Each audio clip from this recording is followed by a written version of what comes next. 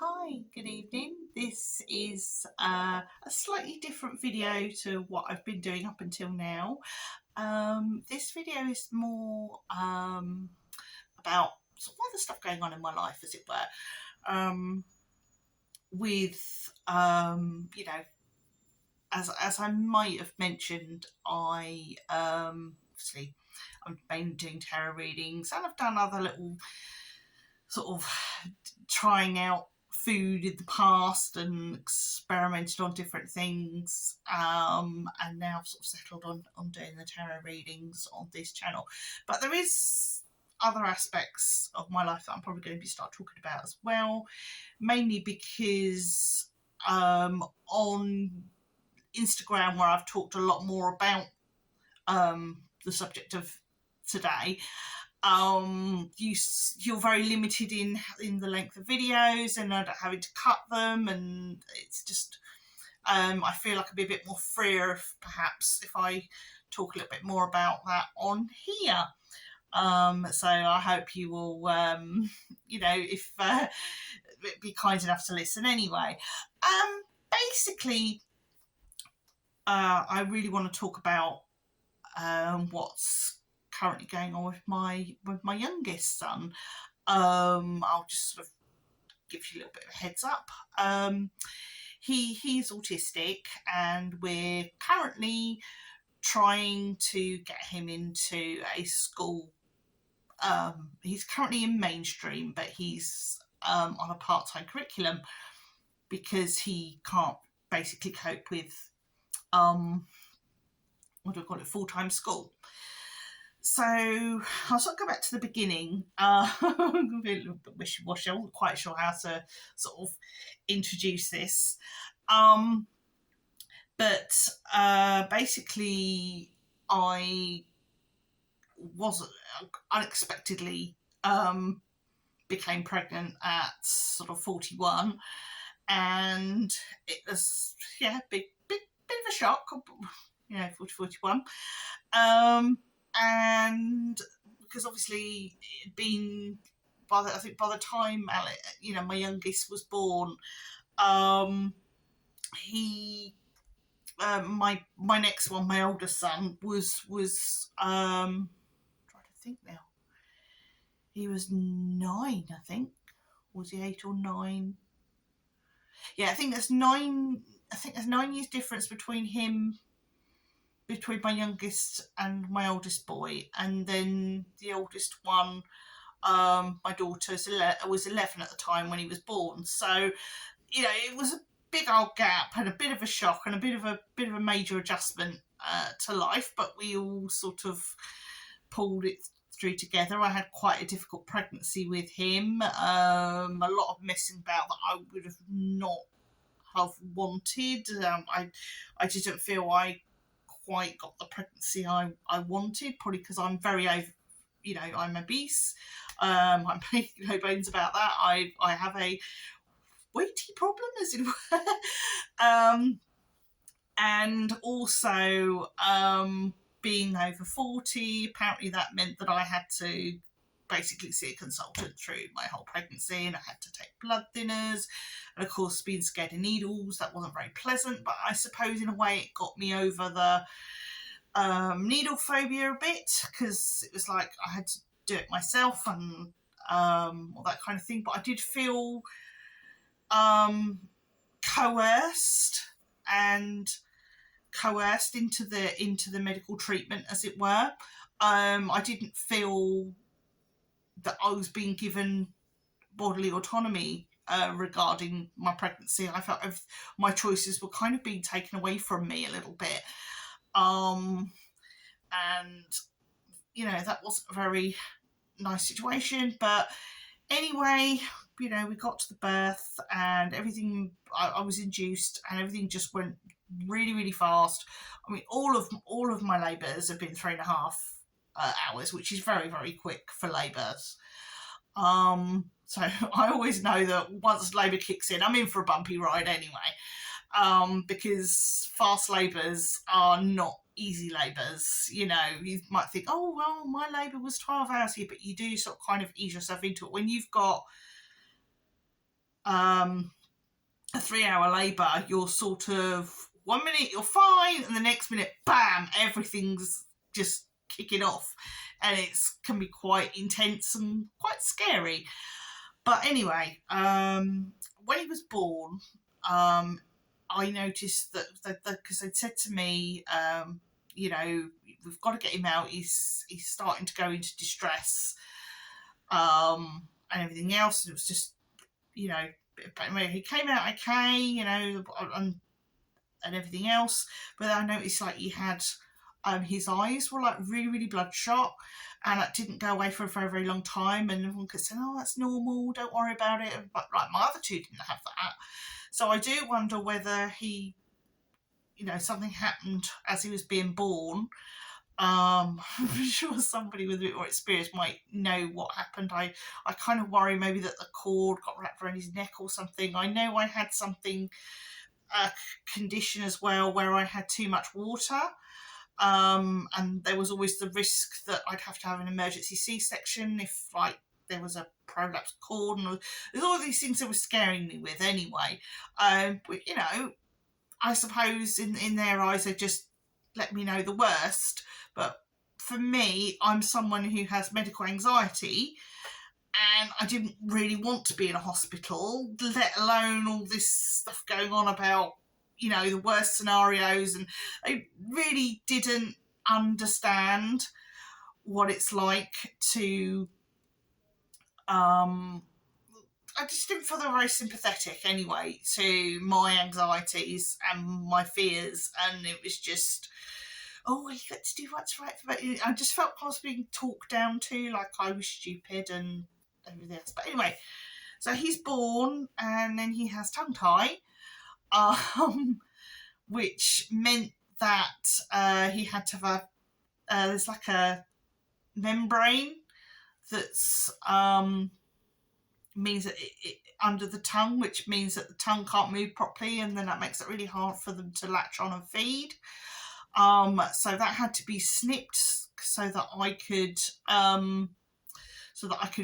breastfeed him properly.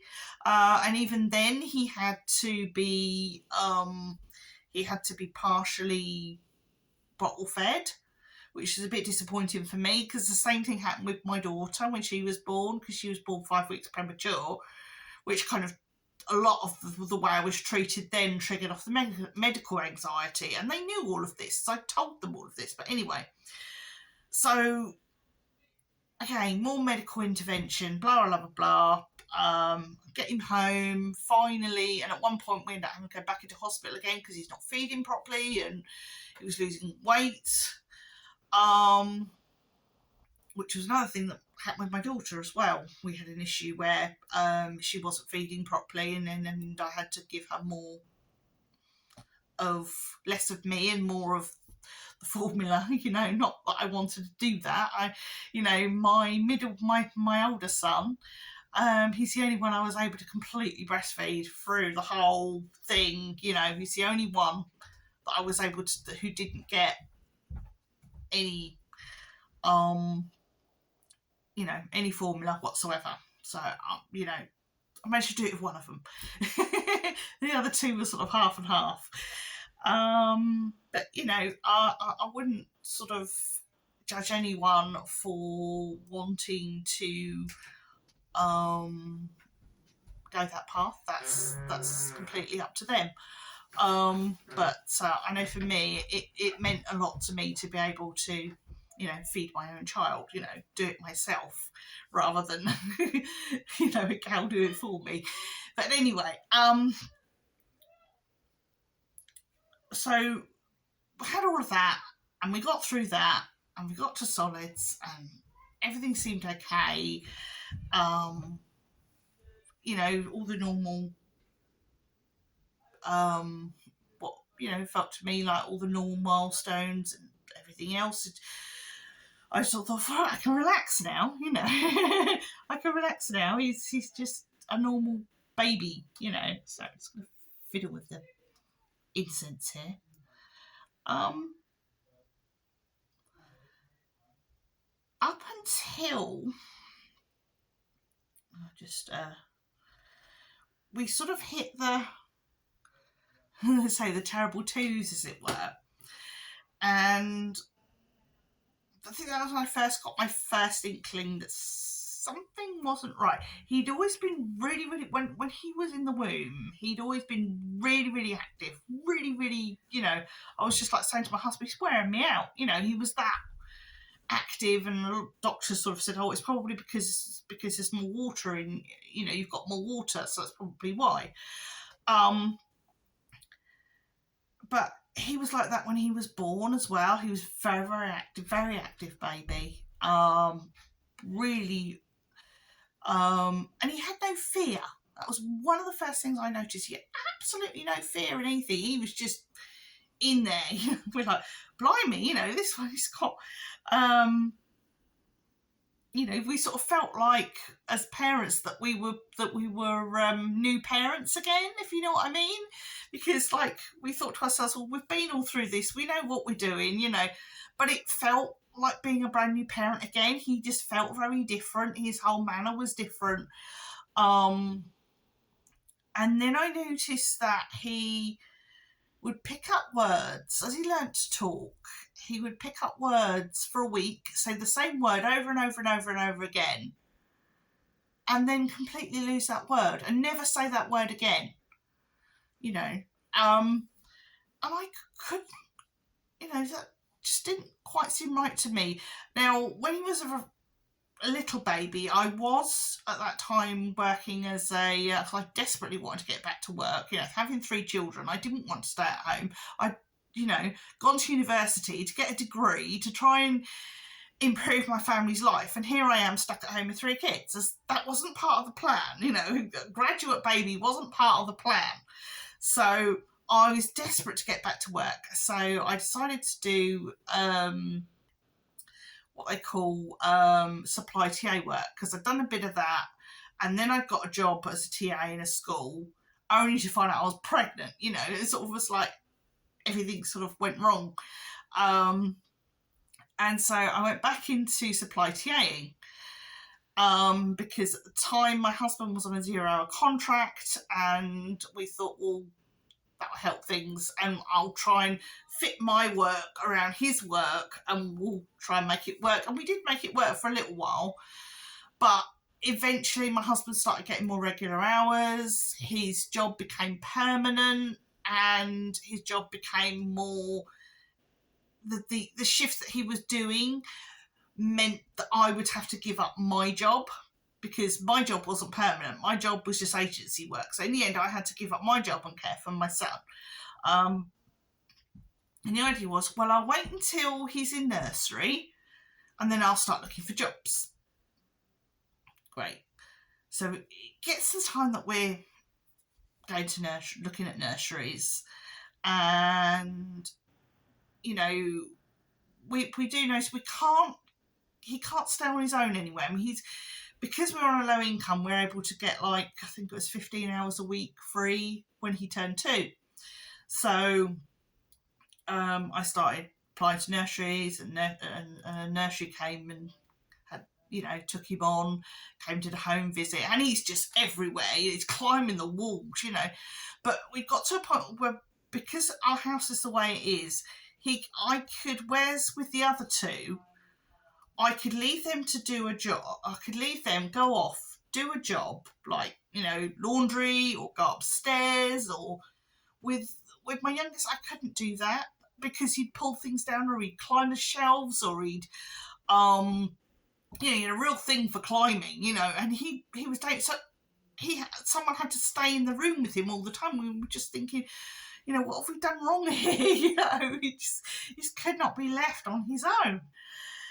And I thought, well, maybe once he goes to nursery and he has the freedom of the nursery, he'll calm down and be like the others. And that kind of never happened. I think within a couple of months, because also, again, his talking, he wasn't really talking, he was babbling a lot. He was sort of, you'd hear the odd word here and there.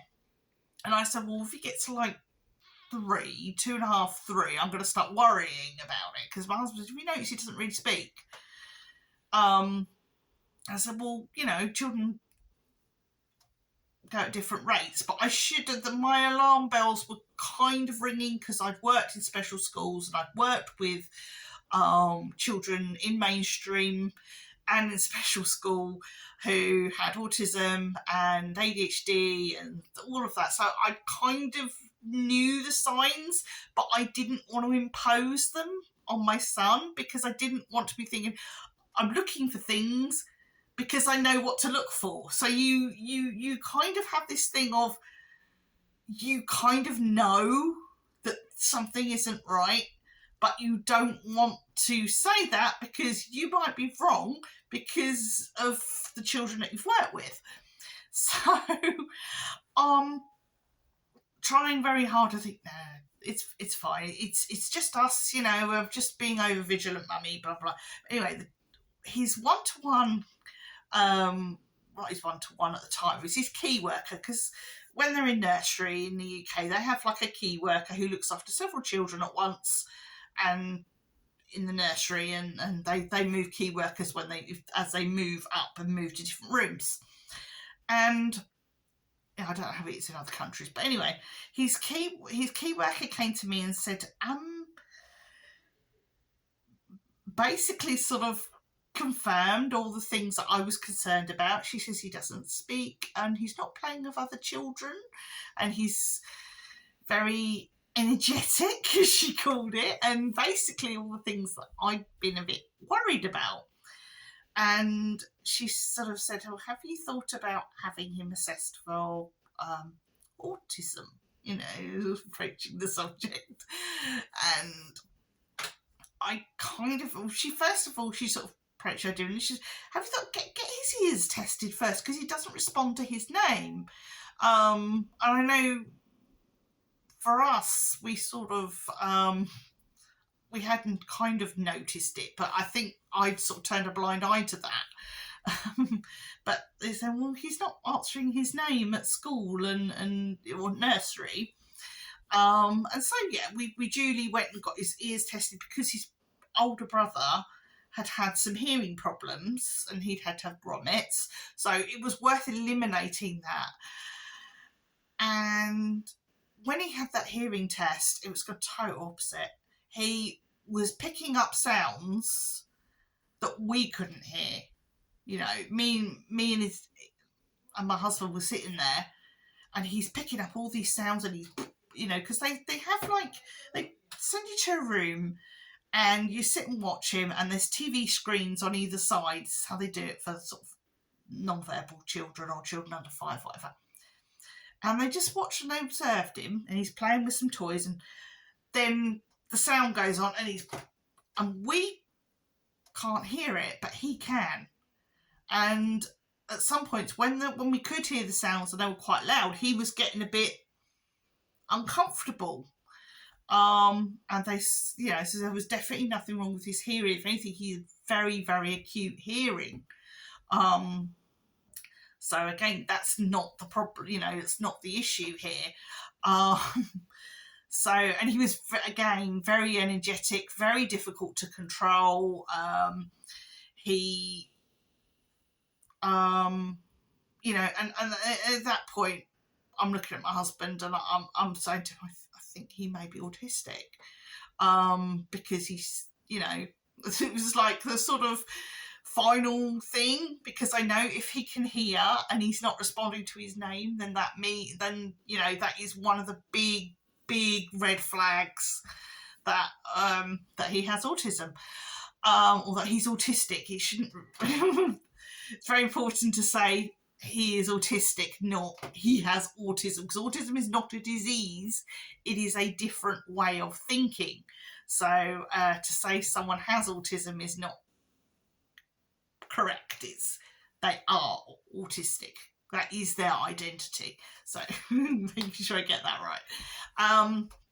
But anyway, so we go back to nursery, and they're like, well, then we need to do a further investigation, and so we got the health visitor involved, and then we got the referral to the clinic. But by this point, COVID had hit, and B, he was transitioning into primary school. So, I mean, he started at primary school. This is where everything went.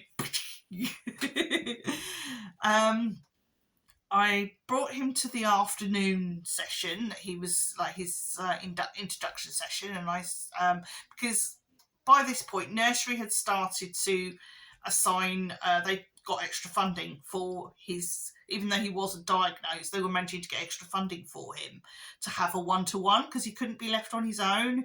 In fact, he got into another nursery room. It was all kinds of, but in the end he had to have somebody with him all the time, like we at home had to have somebody with him all the time. And I got to got to this sort of initial afternoon session, and I said, are you aware of Alex is sort of in the process of being assessed for autism? Are you aware that he has a one-to-one? And they sort of said, well, no, we weren't aware that he needed a one-to-one. I very much doubt he'll get one. You know, and I was like, you might want to rethink that. Anyway, so I explained the situation to them. And they're like, oh, right, okay. And then they looked at their files and said, oh, yes, he is being and he does have a one-to-one in the YMCA and blah, blah, blah. That's where his nursery was. And I think after I picked him up from that afternoon, they kind of got the gist of what I meant. And within, I think from what I was told later on by his teacher, the first full day he did at nursery, at school as opposed to nursery, he was caught running around the dining hall. No one could catch him. And when the head teacher did catch him, tend to go back and sit down, he just said to her, no. You know, so they're like, right, we've got a right one here. But, you know, and also the other issue that we were having in nursery that I forgot to mention was another reason why he had to have a one-to-one is because he could be violent. Even now, he throws things, he can bite, headbutt, hit, all of those things, because he can't, especially then, he struggled to communicate verbally or make himself understood, so he would make himself understood in a physical way, which was not how we want things to be. And so, you know, a lot of work has been done with him at school. He does have a one-to-one, but kind of more than one. He has one person with him all the time, but it's a group of like 3 people, because sometimes, I mean, he's in year 1 now. He's not coping too well.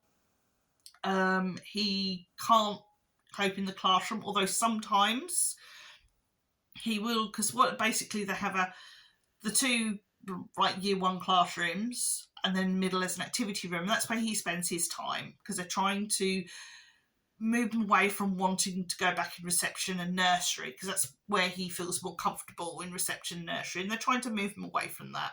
So he spends a lot of time in the activity room when he goes in for the afternoon, where they help him with his, because that's another issue, he doesn't have very good motor skills as well. He can't, you know, hold things very well, and, you know, all those things that are, you know, red flags for autism. And so he, you know, he has a lot of support in school. But anyway, by the sort of towards the end of reception, I think it was he started reception in the February of, not last September, because he started year 1 this September gone, the September before, which would have been 2021, September 2021. By the February of 2022 is when he got his, in what they called the initial assessment for autism, where he was initially assessed, and it was decided whether or not we needed any further tests.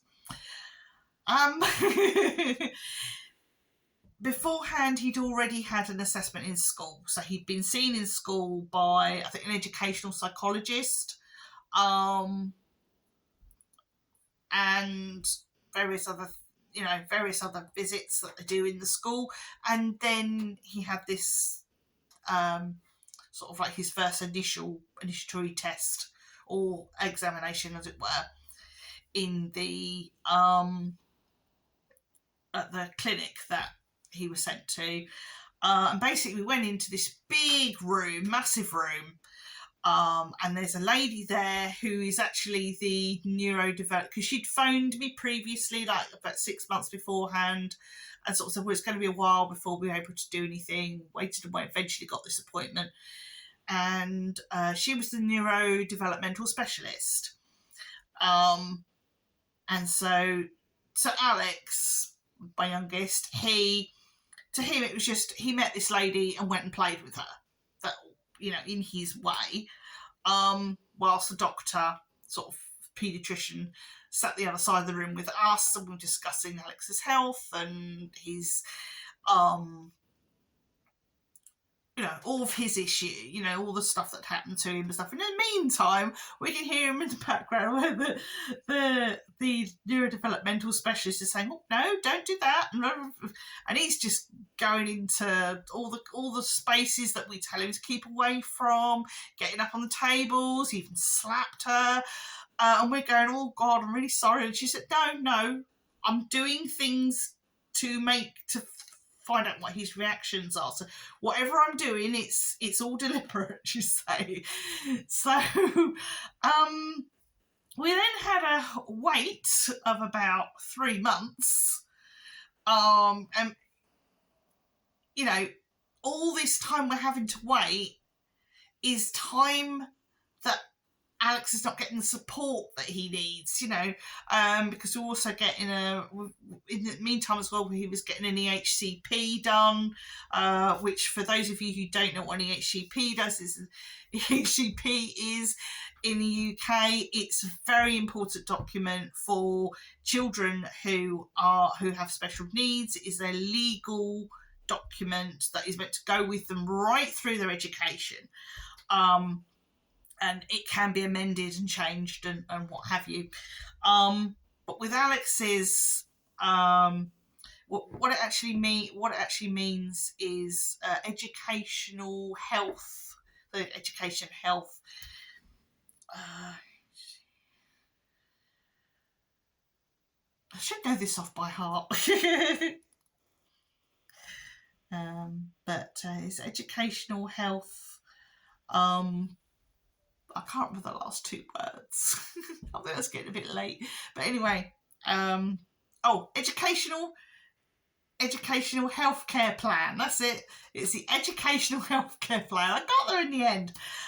So he's got this educational healthcare plan, which is meant to stay with him right up until he is in, you know, while all the way through his education, basically. And, you know, they're like gold dust. They are hard to get hold of. We didn't have much problem getting hold of Alex. It was pretty straightforward, because his needs are so very, very obvious. He needs support with his speech. He needs support with, which he's not getting. He needs a lot of support with his, you know, at school they're doing like his motor skills and social skills, and he's not doing the national curriculum, which is what ordinary kids do. We say neurotypical children do. Him being neurotypical, he's doing what I call the sensory curriculum. So in school, he's doing forest school. He's doing stuff about his motor skills. He's doing experiences. He's doing social learning as well. So he's not, you know, doing the reading writing targets, but he's doing those as well. Like he's doing reading. He loves to read. He's doing the reading and writing and all of that, but it's to a much lesser degree than it would be for other children his age. So he doesn't hit any of those. Oh, excuse me. He doesn't hit any of those age any of those targets that they expect children to hit at his age. So he doesn't like school. We have a lot of problems getting him into school. He's got a lot better. I think with the routine we've put in place, we're getting to a point where he feels comfortable. I'm kind of hoping, because he's been a lot calmer lately, that they might start letting him come back to school full time, which would make a big difference to our lives, because I'd be able to not have to worry about what he's doing all the time, because he'd be in a safe place and I can have be able to catch up with housework and all those. It's all those little things that you take for granted, like being able to go and put the washing on, or go up and vacuum upstairs or something. That I, by rights, I should be able to leave my 5-year-old downstairs in the lounge, go upstairs, do half an hour's housework, and come down again, and he'd be fine. But no. I can't do that. I can last for 10 minutes now, I think, before he needs constantly checking to make sure that he doesn't, do something that's going to harm himself, because he has no fear. He has no concept that that there is danger in the world. We can't take him out in the street without a safety harness on. We have to have a safety harness for him, like as if he's a 3-year-old, because he doesn't understand that cars are dangerous. If he wants to cross the road, he will try and cross the road. He really doesn't understand that you need to cross to a safe place, and you try and do the Green Cross Code for him, but it just goes in one ear and out the other. Because even if you teach it to him, if he sees something that he wants, or if he wants to go to a shop, that's it. He doesn't think about the consequences. That part of it doesn't, other issues we have with him is noise, and yet he's the noisiest person in the house. So we use e-defenders when things get a bit much. Another issue, especially in school, is he can't cope with the class size. There are 2 classes in his year. They're both 25 to 30 children in each class, and they sort of join together in the activity room and stuff like that. So either side of him, there's like 60 kids, and him, and possibly other, and some of those children in those classes have issues. Hello, sorry about that. My video cut off. So this is the I'll just tag this on to the end of the other video. So yes, so Alex has lots of different issues, and he can be quite a handful. Things have been getting a little bit easier lately. I don't know whether that's because he's getting a little bit older. We're approaching 6 now, but as I said, yes, we can't take him anywhere without his harness. He struggles with loud places, so as I say, the classrooms at school are a bit of a struggle, because obviously, year 1 children are pretty noisy, and he struggles with that, and yet he's the loudest person in our house. But he's incredibly creative. He's curious about the world. He loves to learn. When I get him home, he doesn't always sit there watching cartoons either. He does like his cartoons. And he does a lot of echolalia, which is where he'll copy what people say in the way that they say them, or he gets fixated on words. When he watches movies, he prefers to watch the opening and the end credits without watching the film, although there are a couple of films that he quite likes, and he'll watch them over and over again, films that he particularly likes. and obviously he stims quite a bit. He moves around, moves his body, likes to move his body, likes to move his head. And stimming is really important because it helps autistic people to regulate their emotions. So it's something that should never be stopped because it's helping them to regulate and to feel okay, and it's comforting to them, and it's certainly something that should not be discouraged. um he is happy in himself. His language is getting slowly better. He comes out with some cracking one-liners. In short, he's an amazing kid. I just love his look, his take on the world. I love the way he sees the world in ways that hadn't occurred to me. So I take my hat off to him. He's just amazing. Obviously, not all children like Alex are. He's. I suppose he's a lot more verbal than he was. That doesn't necessarily happen for all autistic children. Some can remain non-verbal for a very long time. Alex, I would say, is pretty much there. He doesn't have a wide vocabulary, but he's able to make himself understood, which is really important, and some of the words he picks up, are just like words that you don't expect a year one child to say, a 5-year-old to say. He'll come up with the really big words, and he understands them. But simple words, he might think, oh, what point in using that? He just likes to get to the point, no waffle, and it's can be quite fun. It can be very, very draining as well. He can be very draining. I do find myself becoming very exhausted, just more mentally tires me out. And I don't know whether that's just because of the way he is or because of the way I am as well. I had a road accident back in 2012, and that left me, although initially it was just thought, my arm, my arm was the major injury. I had concussion and I wasn't properly treated for concussion, and so that's left me with a lot of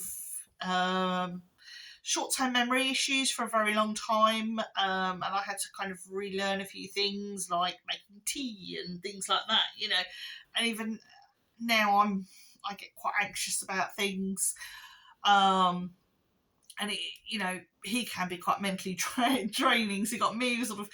I also have PTSD. Well, in fact, it's complex trauma that I have going right back through to my childhood.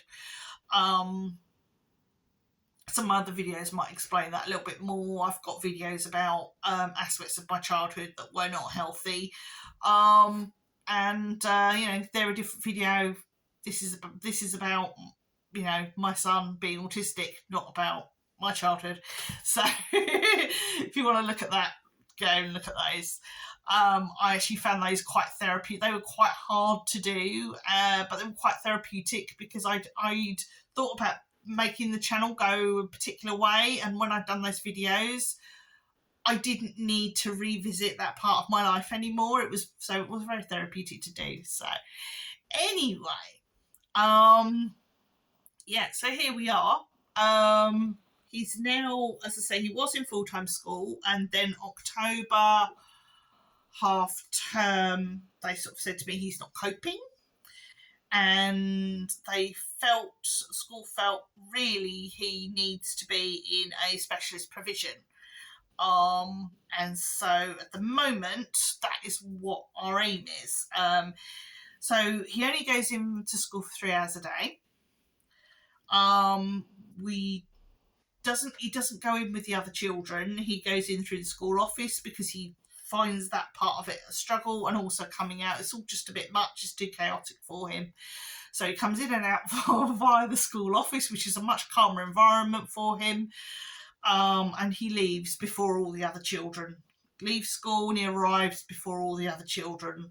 Um, or he arrives after all the other children because he goes in for lunch to try and sort of encourage um, his social, you know, and he has what they call he has a TA with him during lunchtime that's assigned to him and they do stuff with him because he doesn't really like the school hall. He finds the school hall too much for him, too echoey. So they have a certain area for the children who struggle in the main hall, which is a bit quieter for them, and enables him to still socialise, but not with loads and loads of kids, which can be just too much for him. And then he normally has a TA or a dinner lady that will watch him through the lunchtime, because that's just how it has to be. But yeah, I mean, he's a lot happier than he was at school. He still doesn't like going, and if he can get out of going, he will.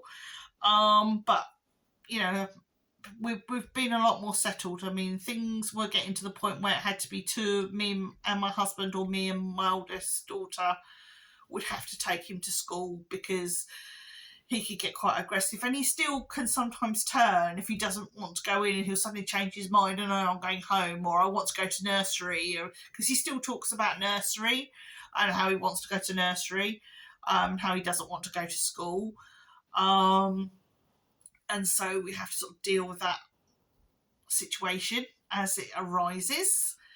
But yeah, regarding getting him into a autistic school, that's the aim, really.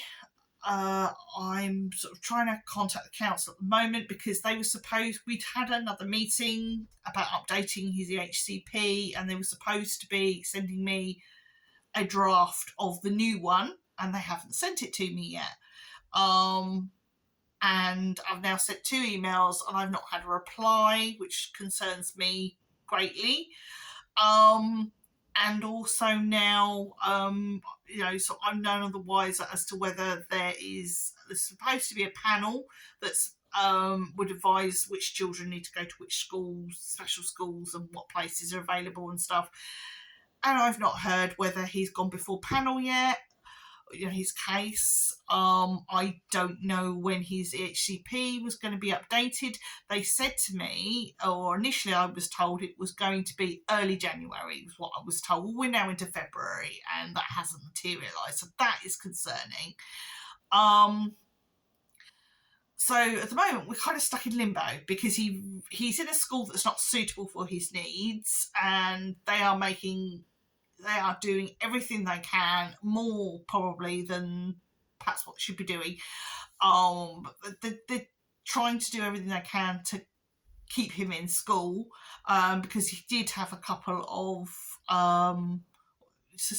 he did get excluded a few times, which is, it's not good for him, because he just sees it, well, I'll be naughty and then I'll get sent home.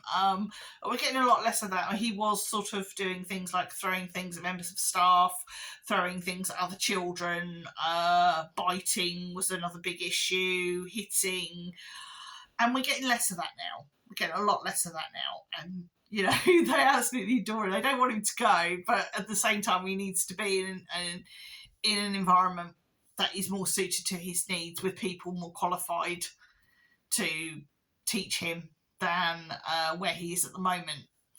So yeah, that's where we are. That's what we do. That's what how my day goes. It's like the mornings are spent keeping an eye on him, and the afternoons are spent either recovering or trying to catch up with some housework or whatever. So that's kind of how it is. I hope you've enjoyed that. And I'll give you an update as to if and when we manage to get him into special school, because that will, once he's sort of in a full-time school, it's going to make a big difference to things that I can do with my time and everything else. And I get, because I'm classed as his carer, I get like carer's allowance and stuff like that. So that helps a little bit. It's not a great deal of money, but it just, little, and you get something called DLA, which is Disability Living Allowance for under 16s, which again just helps a little bit for all the extra things he needs, like nappy, because he's not properly toilet trained. And so he needs nappies. Mainly at night now. He doesn't really need them during the day, and we're getting a lot better with that. And hopefully, fingers crossed, we might soon be able to get rid of the night nappies and move on from that. But we're not quite there yet, because we're still having accidents during the day. But that's the next thing to move on to. And apart from that, that's how things are going. So I hope you enjoyed that, and a little bit of an insight into autism in families, and living with an autistic person. And I hope you've enjoyed it, and I look forward to seeing you again, probably for some more tarot readings. I've got to record one now, just about to record one, which I shall get out as soon as possible. And then I'll also, over the weekend, I'll do some more daily and weekly ones. So all that remains to be said is take care of yourselves and mind how you go.